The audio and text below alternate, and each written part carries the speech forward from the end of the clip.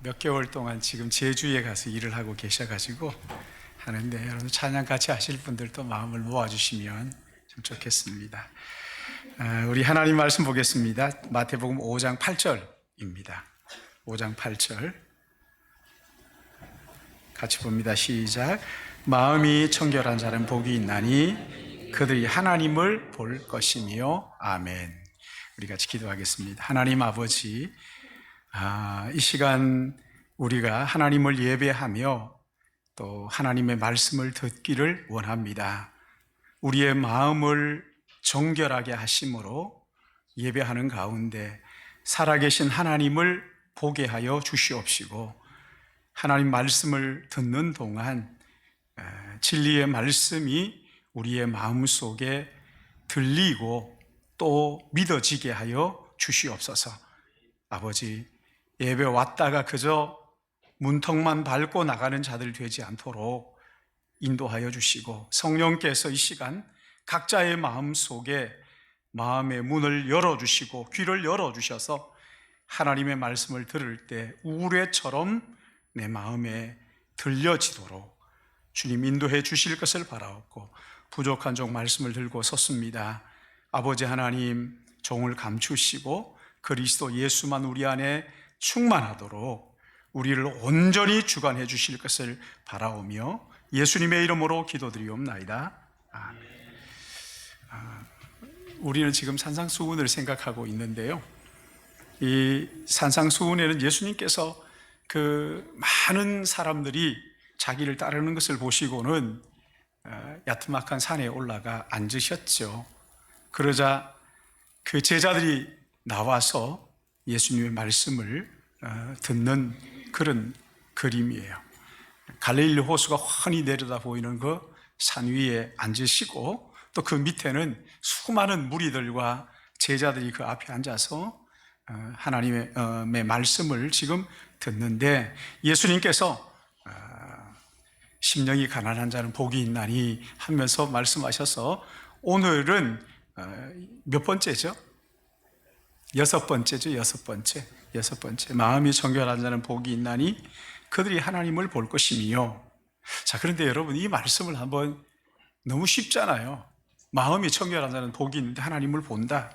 그런데 이 말씀을 한번 생각해 보세요. 마음이 청결한 사람이 행복한 사람인데 그 사람이 하나님을 본다. 그렇다면 여러분, 우리 가운데 나는 마음이 청결하다 하는 사람이 있다면 여러분 한번 손을 한번 들어보세요. 나는 마음이 청결해. 나는 죄로부터 자유하고 죄가 없어 깨끗한 내 마음이 청결하다. 아니 내 마음이 청결한지 아닌지 잘 모르겠다 그러시는 분은 더 간단한 질문이 있어요. 여러분, 날마다 하나님을 보고 계십니까? 아니, 지금 하나님을 보고 계시느냐는 거예요. 마음이 청결하면 하나님을 본다 그랬잖아요. 그럼 내가 지금 하나님을 보고 있느냐? 자, 그러니까 여러분 보세요. 마음이 청결한 것, 이게 가능해요, 불가능해요? 아니, 하나님을 본다. 여러분, 이게 가능한지 불가능한지 여러분 한번 생각해 보시라고. 죄로 물든 내 마음이 내 힘으로 청결하게 할 수 없거니와 죄를 씻을 수 없잖아요. 내가 죄를 씻을 수 없잖아요. 나 오늘부터 죄 없다 그렇게 한다고 죄가 없어지는 게 아니잖아요. 뿐만 아니라 하나님을 보는 것 자체가, 여러분, 죄가 있는 사람은 하나님을 보면 죽는걸요. 그러니까 하나님을 보는 것도 불가능하고 마음이 청결한 것은 더더욱 불가능하고. 아니, 이런 불가능한 이야기를 지금 예수님께서 하고 계신단 말입니까? 누가복음 10장 30절 말씀을 보시면 예수님께서 소위 선한 사마리아 사람이라는, 우리가 붙인 그 잘못된 이름이죠, 그렇죠? 강도 만난 사람에 대한 이야기를 들려주십니다.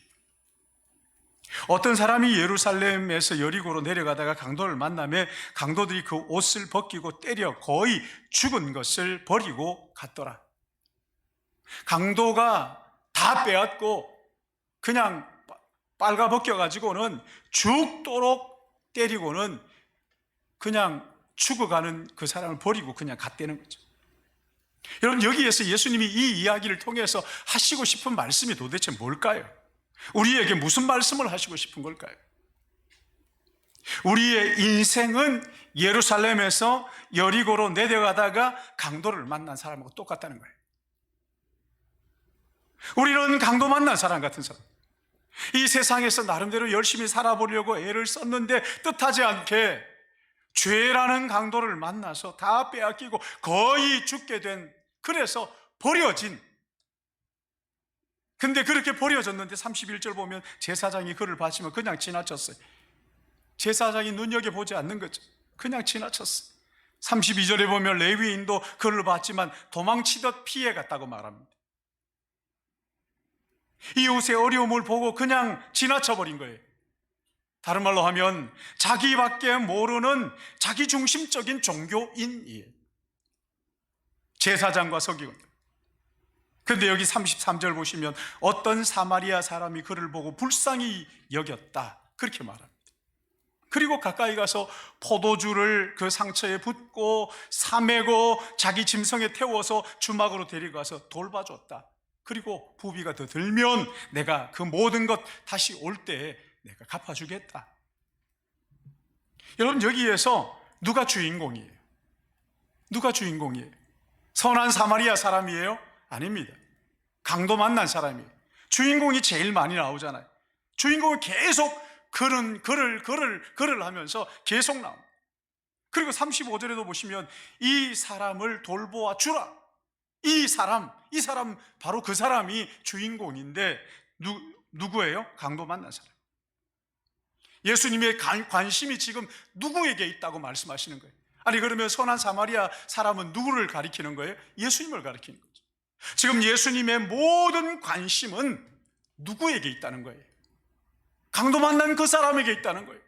아니, 강도 만나서 거의 죽을 만큼 얻어맞고 버려진 그 인생이 하나님께서 그를 사랑하시고 주인공을 만드셔가지고는 그에게 관심을 가지면서 다시 찾아가서 살려주시는, 예수님께서 강도 만난 인생 우리를 불쌍히 여기시고 하나님의 영광을 죄에게 다 빼앗겨버리고 강도 만나 얻어맞아서 버림받은 우리에게 관심을 가지고 찾아오셔가지고 우리를 구원하시겠다. 거기 마지막 절 보시면 이렇게 말씀합니다. 선한 사마리아 사람이 선행을 베풀었으니 너희도 가서 이와 같이 하라. 우리가 뭐가 있어서 이와 같이 할 수 있습니까? 여러분, 정말 이웃을 사랑할 수 있어요? 시기하지 않고 정말 여러분 그렇게 이렇게 자기 것을 깨트려 가지고 쏟아 부으면서 그렇게 살려줄 수 있느냐고요? 안 되잖아요. 근데 왜 이렇게 말씀하시는 거예요? 아니요, 이 말씀은 이런 거예요. 우리 주님이 강도 만난 강도 만난 인생인 우리에게 긍휼을 베풀어 준다는 것을 알려주라는 거예요. 너희가 가서 예수님이 강도 만난 당신 같은 인생들, 죄에 이렇게 강도 만난 인생 같은 사람들을 살려주시는 분이라고 이야기하라는 거예요. 그러면서 하시는 말씀이 뭐냐면, 이렇게 긍휼히 여겨 예수 그리스도 그분이 우리를 구원하실 것이라는 것을 알려주는 그 사람이 행복한 사람이다. 긍휼하심을 입은, 강도 만나서 예수님으로부터 그 긍휼하심을 입은 그 사람이 행복한 사람이다, 이렇게 말씀을 하시는 거란 말이죠. 강도 만난 사람 도와주는 것처럼 착한 일을 해야 됩니다, 이웃을 도와줘야 됩니다, 그런 얘기가 아니라는 거예요. 오늘 우리가 여기 생각할 말씀도 마찬가지입니다. 마음이 청결한 사람은 행복한 사람인데 그 사람이 하나님을 본다, 그러니 마음이 청결하십시오, 그런 얘기가 아닙니다. 만약에 그렇게 한다면 그거 율법이에요. 우리 그렇게 할 수도 없다고 말씀드렸잖아요. 불가능한 거잖아요. 우리가 마음을 어떻게 청결할 수 있으며 또 하나님을 어떻게 볼 수가 있느냐. 여러분, 이거 불가능한 일이에요.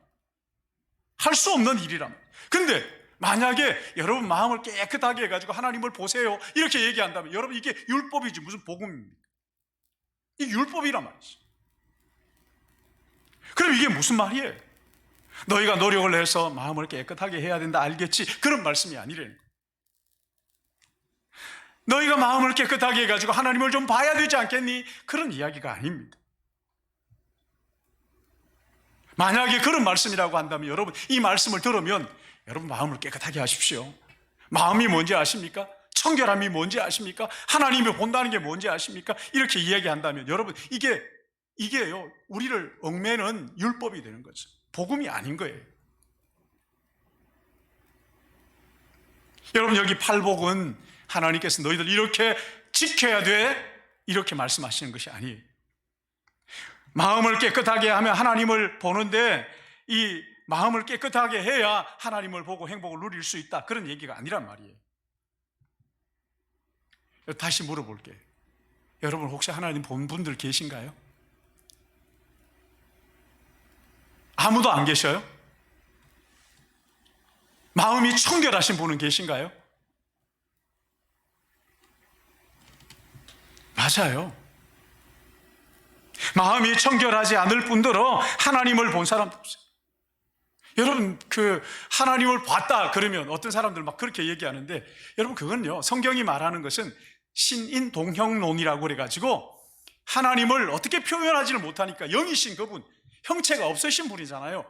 그래도 신인동형론이라고 해가지고 우리를 이해시키기 위해서 하나님은 그 하나님의 손을 잡아라, 얼굴을 구하라, 그 눈을 구하라, 이렇게 이제 이야기하는 거죠. 불꽃 같은 눈동자, 이렇게 이야기를 하는 거예요. 사람을 그 하나님과 같이, 하나님을 사람처럼 해가지고 설명하기 위한 것이지, 하나님이 그런 분이다, 그런 얘기는 아니에요. 하나님을 설명할 수 없죠. 자, 보세요. 마음이 청결한 사람도 없고 하나님을 본 사람도 없고, 그렇다면 여러분, 이 말씀이 마음이 청결한 자는 복이 있는데 하나님을 볼 것이다 하는 이 말씀이 우리에게 희망을 주는 말씀이에요? 아니면은 우리에게 절망과 낙심을 주는 말씀이에요? 여러분, 한번 생각해 보세요.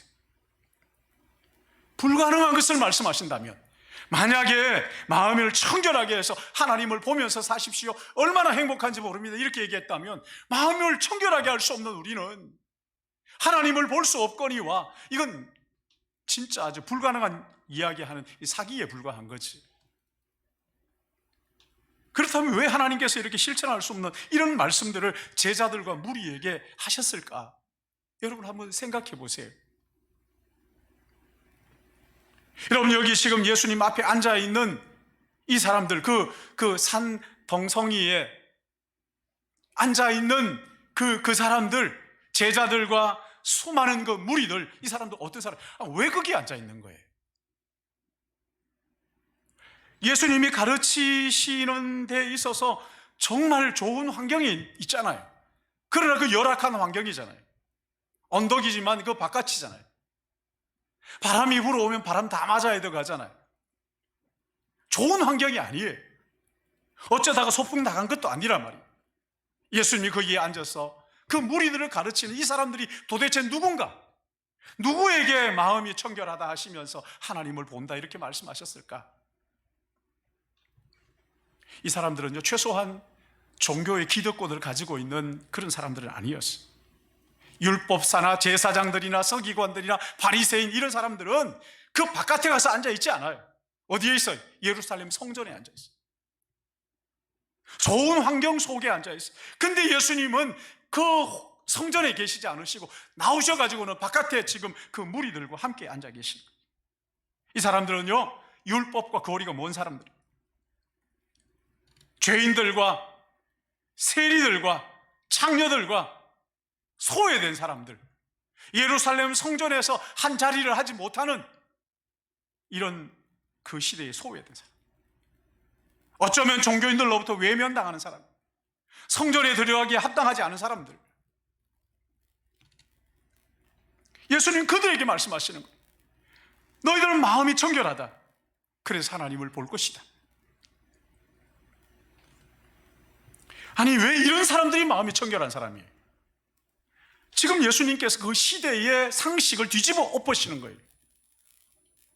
예수님 당시의 상식은요, 제사장들이나 바리새인들이나 그래도 최소한 성전에서 일하는 그 사람들이 거룩한 사람일 뿐만 아니라 마음이 청결하고 하나님을 보는 사람들이라는 생각을 가지고 있었어요. 근데 예수님께서 오셔가지고는 그걸 뒤집어 엎으시는 거예요. 여러분, 이 종교 지도자들이 그래가지고 자기가 잘났다고요, 거룩하게 막 숯을 달고 막 이렇게 해가지고 그리고 금식을 할 때면 머리도 안 감고 막 그냥 꾀죄죄 해가지고 사람들이 볼 때 저분이 금식을 또 금식을 하시는구나. 기도하는데도 거리에 어귀에 서서 두 손을 높이 들고 거룩한 척 있는 거 없는 거 다 해가지고 거룩한 척 하면서 그렇게 하나님 앞에 하나님이여 나는 일주일에 몇 번 금식하고 이렇게 그냥 예수님께서 이런 사람들이 거룩하다 행복하다 마음이 청결하다 말씀하지 않으시는 거예요. 사람들은 그 사람들을 보면서 거룩하다고 말하지만 예수님은 그렇지 않다는 거예요. 사람들은 겉모습밖에 볼 수 없잖아요.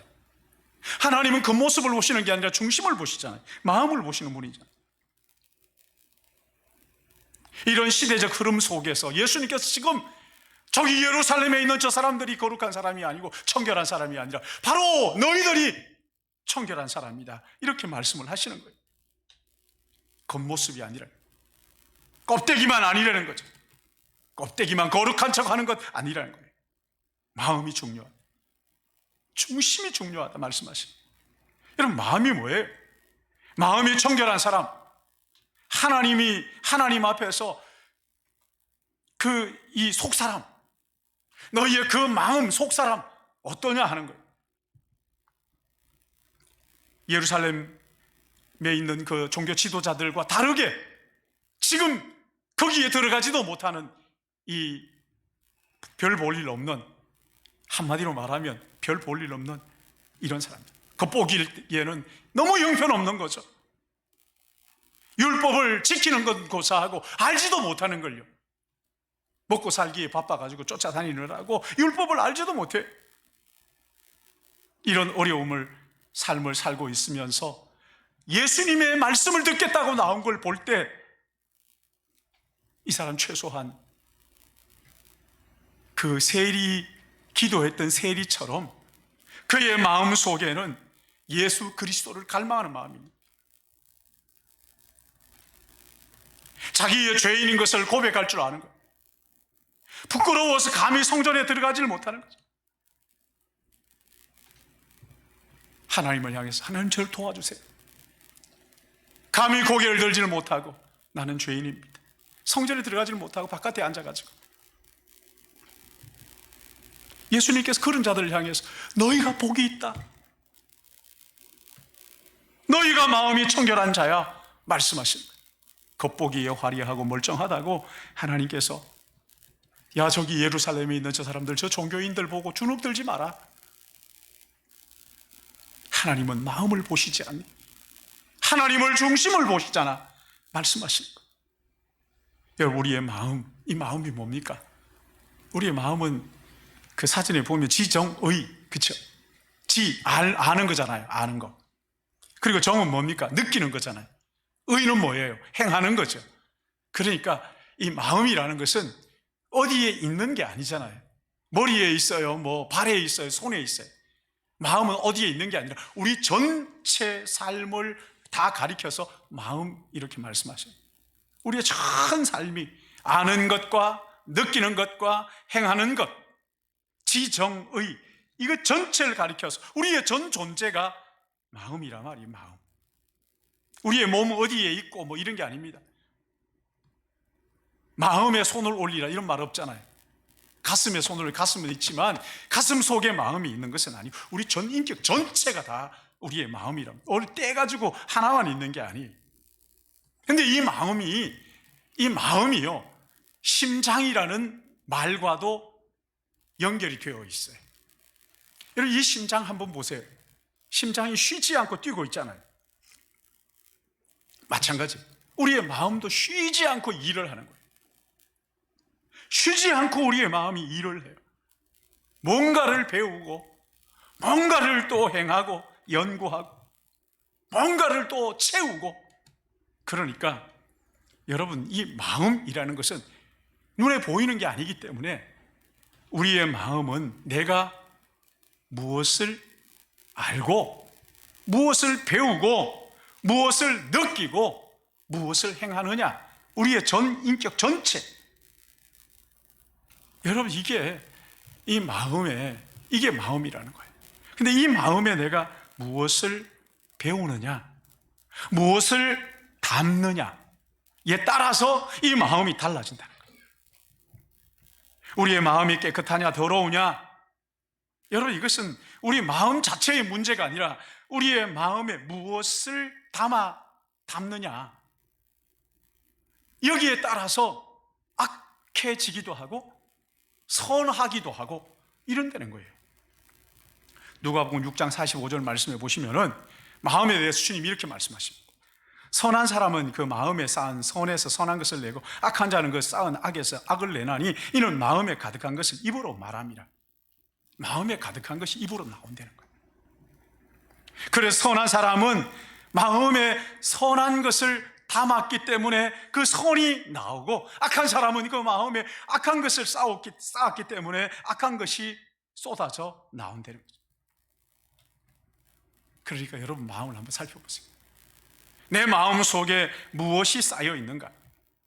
여러분 창세기를 보시면 아담과 하와가 하나님 금하신 선악을 알게 하는 나무 열매를 먹고, 근데 그때 먹었을 때 뱀이 하와를 유혹하잖아요. 뭐라고 유혹합니까?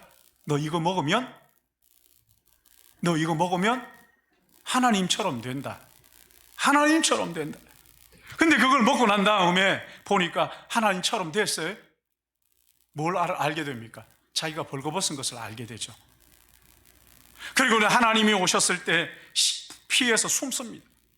부끄러움을 가리려고 나무 잎을 따다가 자기의 부끄러움을 가리려고 합니다. 여러분 여기에 선악을 알게 됐나요? 그 유혹에 넘어가서 선악을 알게 하는 나무 열매 하나님의 권위에 도전해가지고 하니까, 하나님처럼 되려고 하니까 이제 선악을 결정하는 주체가 그 전에는 하나님이셨어요. 하나님이 거룩하다 하면 거룩한 거예요. 하나님이 의롭다 하면 의로운 거예요. 근데 선악을 알게 한 나무 열매를 먹고 난 이후에는 자기가 선악을 결정하는 주체가 된 거예요. 다른 말로 하나님이 돼버린 거예요. 그러니까 내가 선악을 결정하니까 하나님이 필요 없는 거예요. 하나님을 마음에서 내쫓아버려요. 자기가 선악을 구분하는 기준이 되니까 하나님 필요 없습니다. 내가 하나님인걸요. 여러분 중요한 것은요, 하나님이 선악의 기준일 때는 그 하나님을 온전히 경배하고 하나님과 동행하고 그러잖아요. 그러나 이제는 내가 선악을 결정하는 주체가 되고 나니까 이제 자기를 경배하는 거예요. 자기를. 하나님을 경배하지 않는 거예요.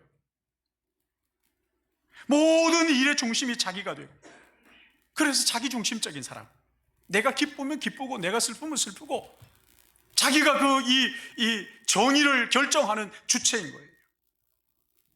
모든 일이 자기 중심적으로 된 거죠. 이기적인 사람. 하나님을 고려하지 않아요.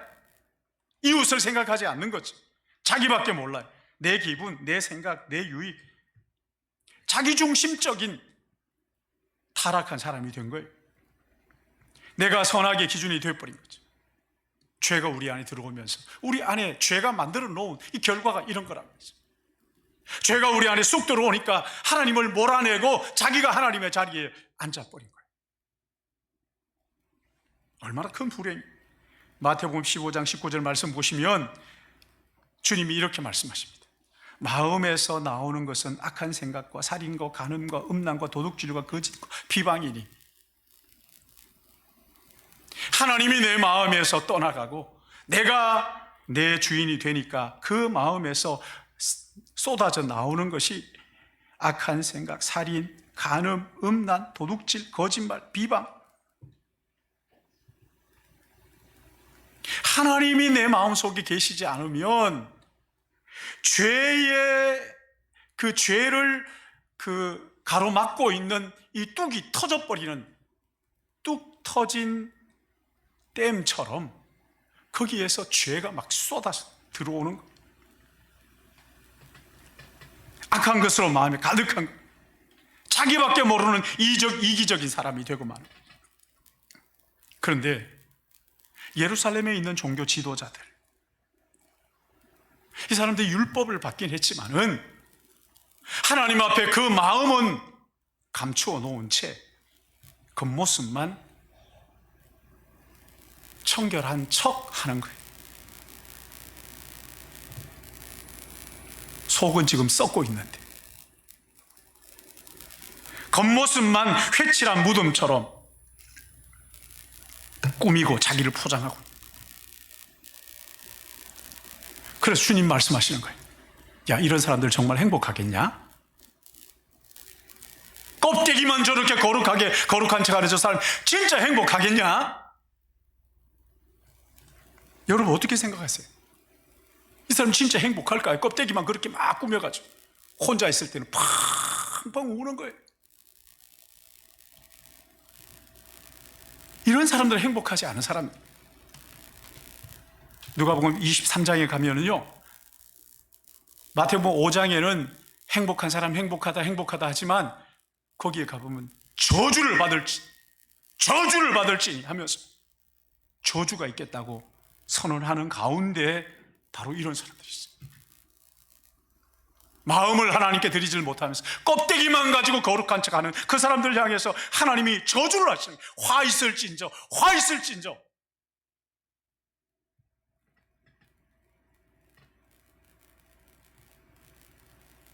여러분, 여기에 지금 예수님 앞에 나온 사람들은 자기가 자기를 의롭다 거룩하다 그렇게 못하는 거예요. 예루살렘 성전에 들어가지 못할 사람, 최소한 그 가운데 와서 자기의 그 더러운 이 마음 있는 그대로 하나님 앞에 내려놓는 사람들이죠. 나는 하나님을 갈망합니다. 그러나 성전에 당당하게 들어갈 수 있는 자격이 없습니다, 나는. 그런데 예수님께서 그들을 향해서 너희들이 행복한 사람이야. 왜 그렇습니까? 예수님 그분, 그들의 마음에 죄악으로 물든 그 마음을 씻어주시는 구세주이시기 때문에, 예수님이 그들과 함께 계시기 때문에. 그러니까 여러분 보세요. 어떻게 해야 마음이 청결해지죠? 무슨 신비한 비법이 있는 게 아니에요. 누가복음 11장 37절 말씀 보시면 예수님께서 말씀하실 때 한 바리새인이 자기와 함께 점심 잡수기를 청함으로 들어가 앉으셨더니, 바리새인 한 사람이 예수님에게 와서 말씀하시는 이야기하는 거예요. 주님, 저희 집에 가서 같이 식사 함께 하시지요. 예수님께서 가셨어요. 가서 잡수시는데 가만히 보니까 예수님께서 오셔가지고 손을 안 씻고 그냥 드시는 거예요. 오늘 우리식으로 말하면 기도 안 하고 그냥 먹는 거죠. 이 바리새인 깜짝 놀랐습니다. 아니 지금 뭐 하시는 거냐고. 왜 그러냐고. 아니 손도 안 씻고 드시냐고. 잡수시기 전에 손 씻지 아니하심을 그 바리새인이 보고 이상히 여기지라.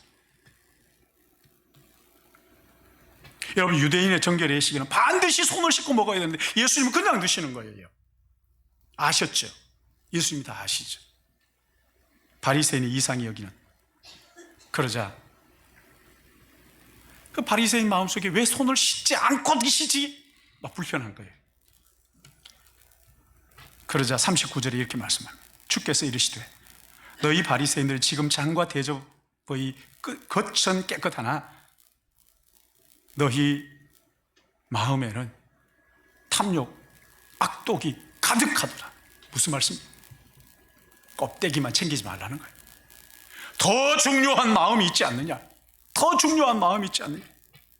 너희의 겉이 아무리 깨끗한 척해도 탐욕과 악독이 가득한 그 마음을 봐라 말씀하시죠. 손 씻는 게 뭐 그렇게 대단하냐 말씀하시죠. 내면이 깨끗하지 않은 것.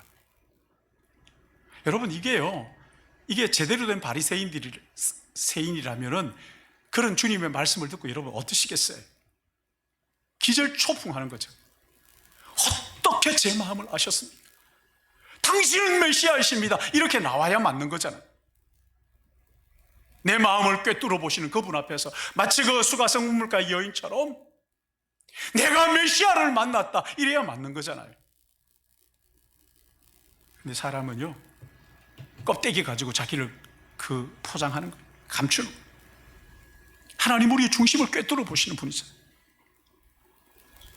이 정도 되면 좀 깨달아야죠. 이분이 보통 분이 아니구나. 메시아이구나. 그렇습니다. 저는 껍데기는 이런데 속은 썩어 문드러졌습니다. 어떻게 해야 됩니까? 이렇게 물어야 되는 거죠. 여기 지금 자기의 속을 그대로 드러내고 나는 성전에 들어갈 자격도 없습니다 하는 예수님 앞에 앉아있는 그 사람들을 향해서 예수님께서 지금 말씀하시는 거예요. 너희는 심령이 깨끗하다. 그래서 하나님을 본다. 하나님 우리의 겉모습 보시는 분이 아니에요. 우리의 내면을 보시는 분, 우리의 중심을 깨뚫어 보시는 분. 근데 이 사람이 도무지 깨닫지를 못하니까 주님 뭐라고 말씀하시냐 아세요? 어리석은 자들아, 겉을 만드시니까 속도 만들지 아니하셨느냐? 이 바보 같은 바리새인들아, 내가 지금 겉을 아는 것뿐만 아니라 속을 모르겠냐? 겉만 번지르하게 한다고 해서 하나님이 속으시는 분이 아니지 않느냐?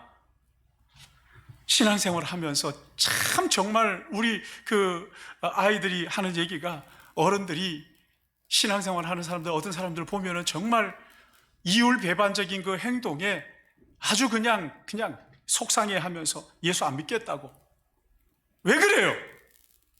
우리의 속은 감추고, 껍데기로 감추고, 이 껍데기를 가지고 그렇게 포장을 하니까. 여러분, 하나님 그거 모르시겠느냐고. 겉으로만 하는 척 하는 것 우리 하나님 다 아시는. 그러면서 11장 41절 말씀을 보시면, 그러나 그 안에 있는 것으로 구제하라. 너희 그 속으로, 너희 마음으로 구제해야 된다. 껍데기로 구제하지 말고, 구제하고 잘난 척하지 말고 너희 마음 가지고, 그리하면 모든 것이 너희에게 깨끗하리라. 그 안에 있는 마음, 그 모습이 아니에요. 우리의 마음으로 하라는 거예요. 그리고 42절에 그렇게 말씀합니다. 그렇게 하지 않는 자들을 향하여서 화 있을진저 너희 바리새인들이여, 너희가 박하와 운향과 모든 채소의 11조를 들이되 공의와 하나님께 대한 사랑을 버렸다. 사랑은, 그러나 이것도 행하고 저것도 버리지만 껍데기는 중요하지 않으니까 속만 챙기면 된다, 이렇게 말씀하지 않으셨어요. 내용이 중요하지만 담는 그릇도 함부로 하지 말아라, 이렇게 말씀하십니다. 여러분, 여기에 마태복음 5장에는 마음이 청결한 복이 있다, 이렇게 말씀하시면서 누가복음 11장에서는 겉은 멀쩡한데 마음에 악독이 가득한 하면서 하나님의 통치를 거부하고 공의도 없고, 여기 하나님을 사랑하는 마음도 없고 11조는 드리는데, 겉으로 하는 것은 사람이 볼 때 거룩한 것 같은데 하나님이 그 마음을 보실 때에는 고개를 절레절레 들고 손사래를 치는 우리 하나님. 그러는 11조 드리는데 하나님 사랑하는 마음으로, 이웃을 사랑하는 마음으로, 그 중심이 중요하다. 하나님 그 중심을 보신다. 그렇다면 우리가 마음이 청결한 자로 살기 위해서 어떻게 해야 됩니까? 간단해요. 한 가지예요, 한 가지. 내가 죽고 내 안에 그리스도께서 사시는 삶을 사는 거예요. 다른 말로 하면 자기를 의식하지 않고 나는 이만하면 괜찮은 사람이야, 아니 내가 이 정도 하면 되겠지 뭘 더 해, 이러는 것이 아니라 자기를 내려놓고 내게로부터 눈을 돌려서 주님을 바라보는 거예요. 예수 그리스도, 그분을 바라보는 거예요. 성전에 들어가지 못하고 그 들판에 앉아있는 사람들처럼 가난한 마음 가지고 주님 앞으로 나오는 거예요. 주님을 따라가는 거예요.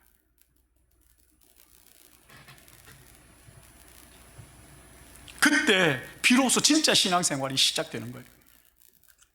사람들을 의식하기보다 주님이 나를 보실 때 뭐라고 하실까, 나의 마음과 생각 다 아시는 주님을 바라보라는 거예요.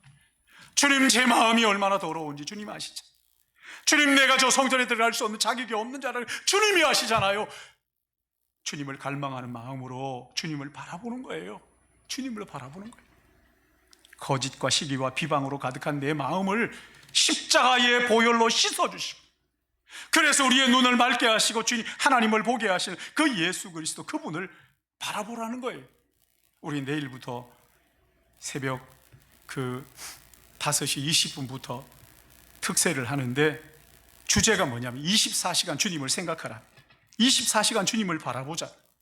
막 현수막 붙이고 막 이렇게 막 해가지고 해야 되는데, 여러분 이거 하느니 한 번이라도 더 기도하자 하는 마음 가지고 그런 거 다 치우고 진짜 예배에 집중하는, 아니 정말 예수 그리스도 그분을 바라보는, 24시간 주님을 바라보는, 그러면 어떻게 될까 도대체? 여러분, 죄가 우리 안에 들어와서 하나님과의 관계, 이웃 관계, 또 자연과의 관계, 자신과의 관계를 다 망가뜨려 놔, 다 깨져. 그것을 다시 회복시켜 주신 예수 그리스도 그분을 바라보잖아요. 그 예수님의 십자가를 바라보잖아요. 그 주님을 바라보는 그 사람이 진짜 행복한 사람이다, 주님 말씀하신 거죠. 제가 이 말씀을 묵상하면서 그 시선이라는 찬양이 있더라고요. 그 가사가 내게로부터 눈을 들어 주를 보기 시작할 때, 내게로부터 눈을 들어 주님을 바라보기 시작할 때 내 작은 마음 돌이키사 하늘의 꿈을 꾸게 하네. 그때 신앙생활이 시작된다는 거예요. 교회 나올 때가 아니고 그때 내게에서 시선을 돌려서 내가 아니라 하나님을 바라보기 시작할 때, 주님을 바라보기 시작할 때 비로소 신앙생활이 시작된다. 모든 시선을 주님께 드리고 살아계신 하나님을 느낄 때 내 삶은 주의 역사가 되고 하나님이 일하기 시작하는, 성령이 나를 변화시켜 모든 두려움이 사라질 때 주의 일을 보겠네. 황폐한 땅 가운데 주님의 마음을 알게 되리. 주님을 볼 때 모든 시선을 주님께 드리고 살아계신 하나님을 느낄 때 내 삶은 주의 역사가 되고 하나님이 일하기 시작하는, 찬양이 쉽지 않더라고요. 그래서 아는 우리 성모 형제나 크게 10배나 크게 해주셔야 돼요. 우리 같이 우리 찬양 기도하는 마음으로, 주님 내 마음을, 주님 우리는 성전에 들어갈 자격이 없다 할지라도 주님 바라보고 주님 말씀 사모하며 여기 앉아 있습니다 하는 마음으로 우리 이 찬양 같이 했으면 좋겠어요.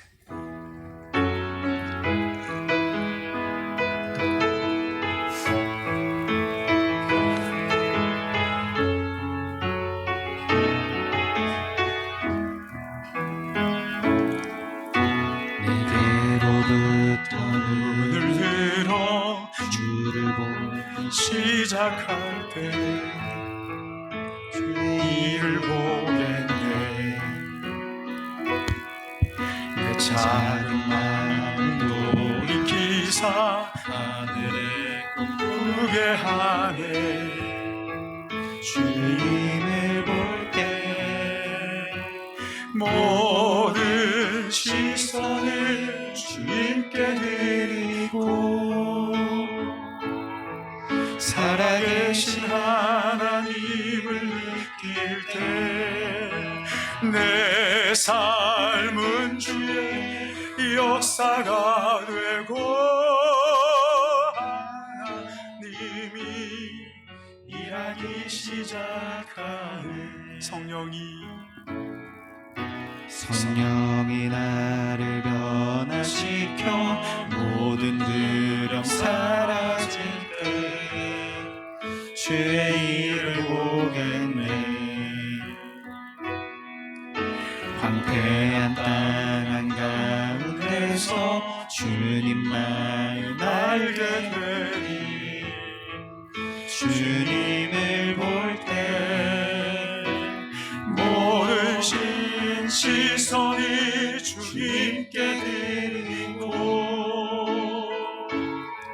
전능하신 하나님을 느낄 때 세상은 주의 나라가 되고 아멘. 하나님이 일하기 시작하네. 살아계신 하나님,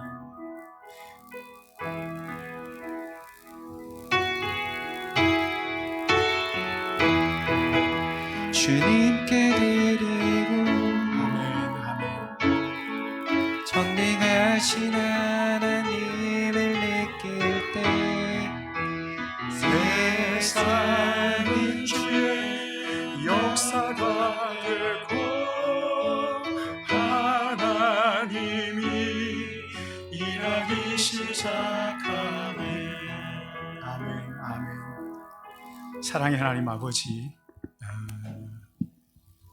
저희들은 그동안 예수 믿는다고 말하면서도 내가 내 삶의 주인이고 내가 하나님을 내 마음대로 하고 싶었지만, 오늘 우리 주님 말씀하시기를 그 마음 다 내려놓고 그 중심을 하나님께 내려놓고 주님을 바라보고 주님을 갈망하는 그 사람이야말로 정말 행복한데, 그 사람의 모든 삶 속에 하나님이 보일 것이라고.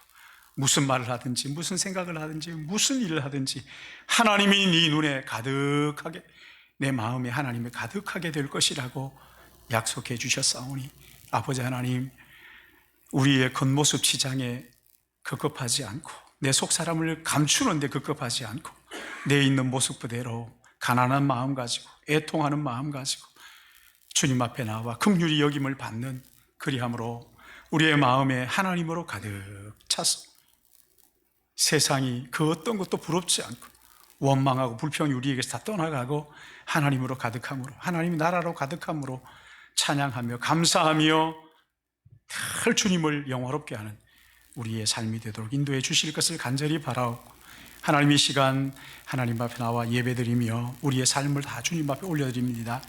또한 우리의 삶과 함께 우리의 마음을 담아 귀한 정성을 주님 앞에 드리며 내 삶이 다 주님의 것이라고 고백합니다. 하나님 아버지, 드리는 예물과 마음과 삶을 받아주시고 하나님으로 가득 차도록 성령께서 우리를 완전히 통치하시고 주관해 주시도록 주님 은혜 주실 것을 바라옵고, 주님 앞에 의탁하며 예수님의 이름으로 기도드리옵나이다. 아멘. 우리 다 같이 다 찬양하자, 다 감사하자. 찬양하시면서 준비하시면 하나님 앞 드리시겠습니다.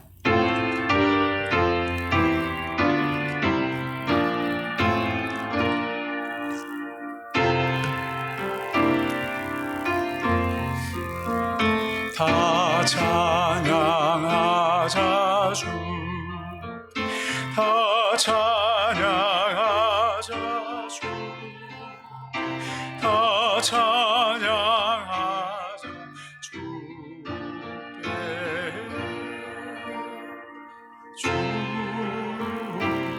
주님께 다 감사하자 주, 다 감사하자 주, 다 감사하자 주께,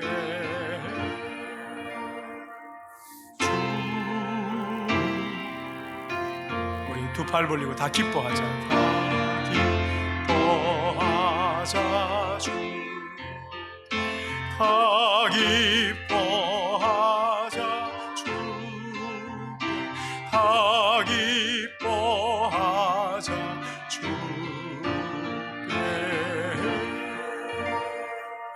주께,